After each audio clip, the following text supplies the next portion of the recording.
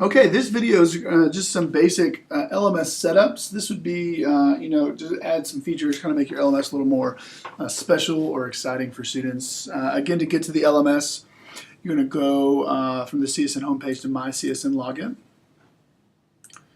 And you're going to log in. And you will find your page listed here. Again, if you have multiple classes of the same course, like 3 sections of Algebra 2 or something like that, you can copy and paste from one page to the other pages or the other courses.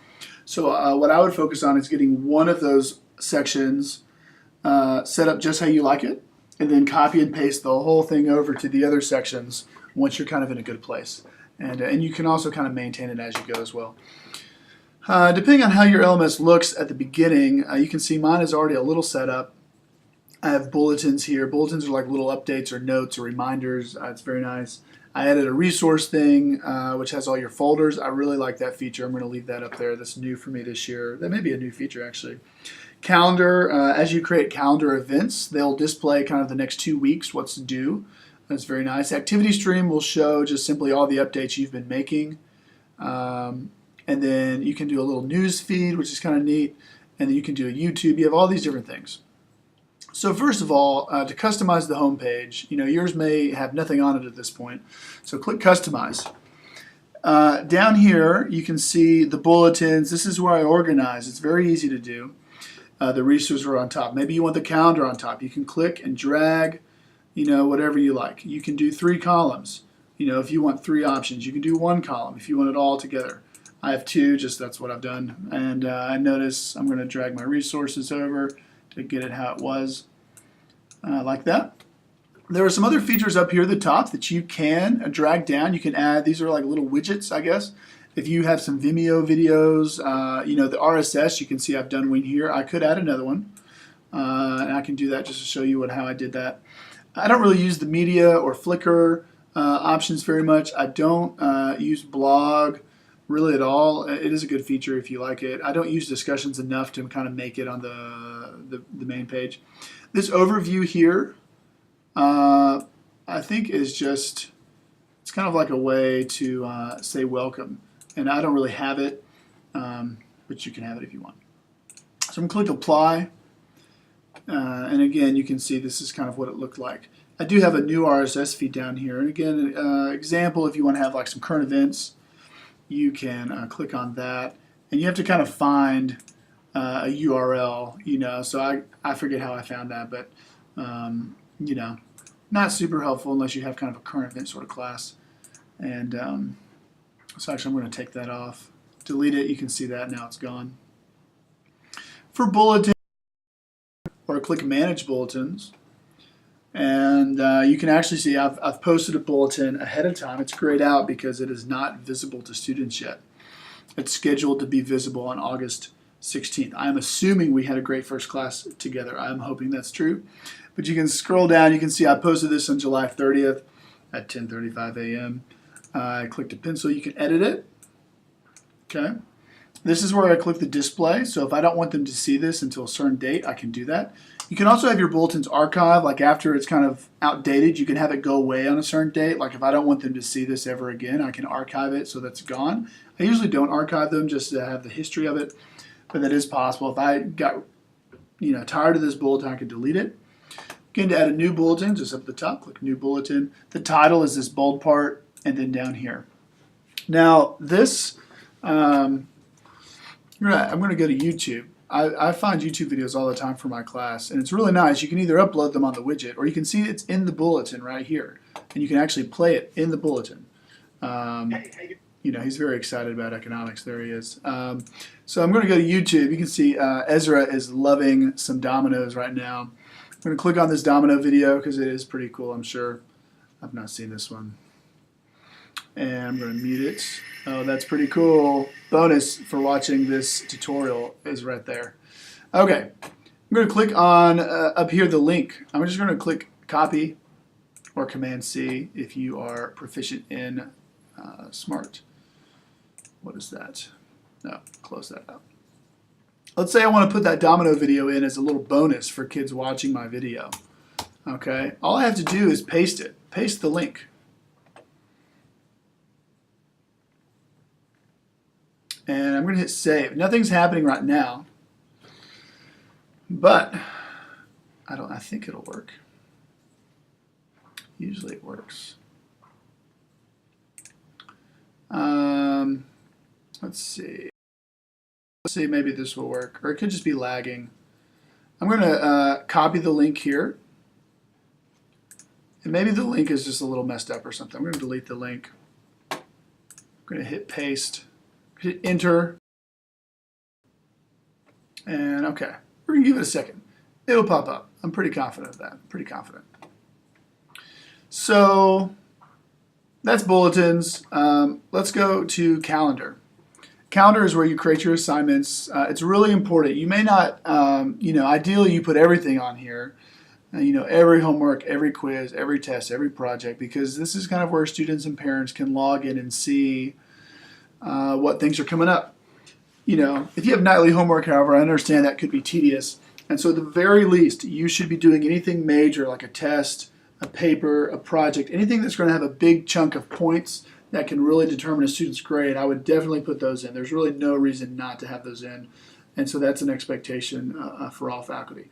You can see here I've created a test already. And let's say I have a test on the 28th. I'm just going to click on a square. And I'm going to, let's say I have a Unit 2 test. That would be really quick. Actually, I'm going to do Unit 3 because I think I already put Unit 2 on there. You can click on the exam.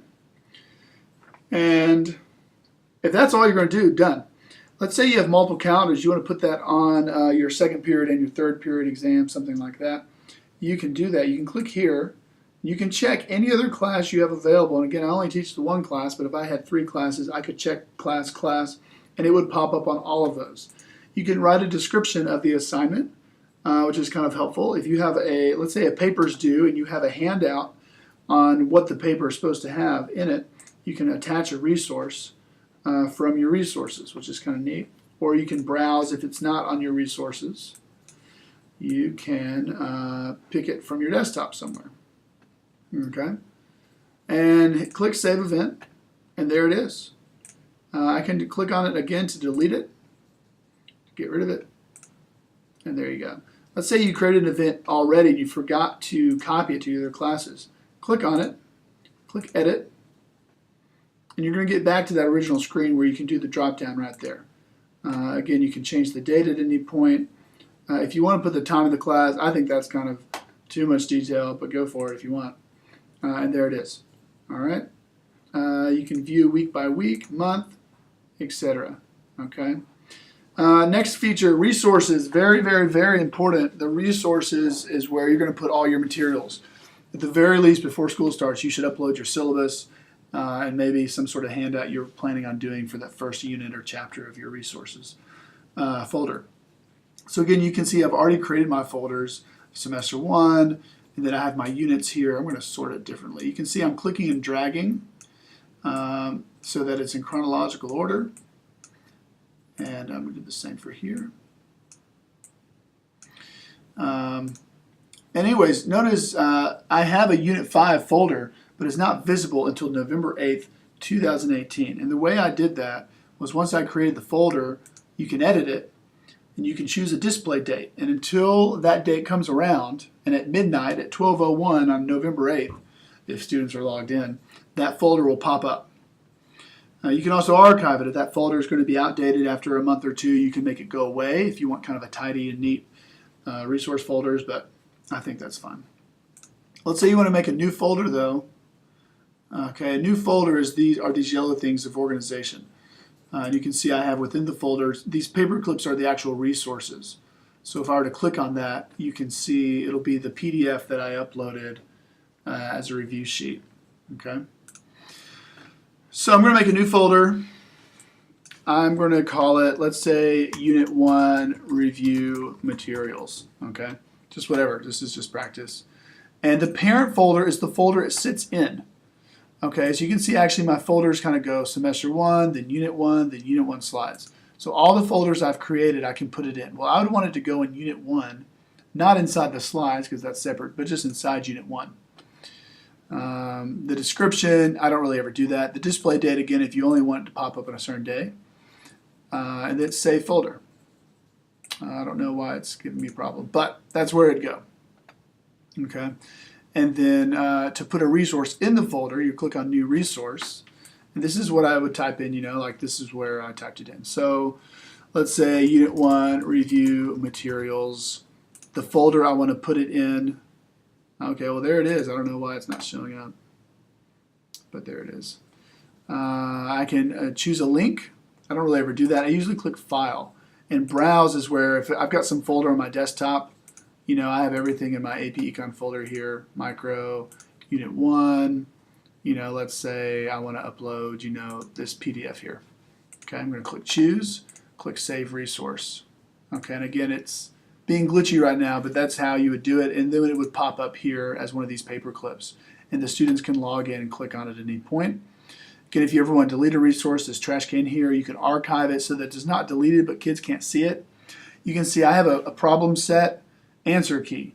Well, I don't want students, you notice this was uploaded a year ago, I don't want students to see the answer key before they do the work, so I've archived it. It's still clickable there, as you can see. That's helpful, and there's the answers.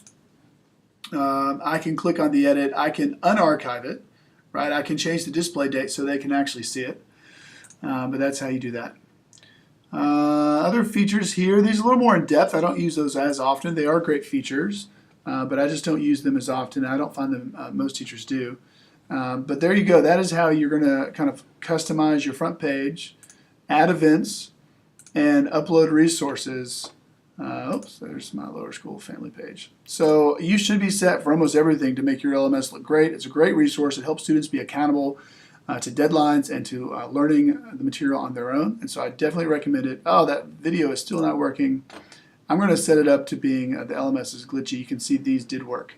So I promise it does. And have fun LMSing. Good luck. See you next time.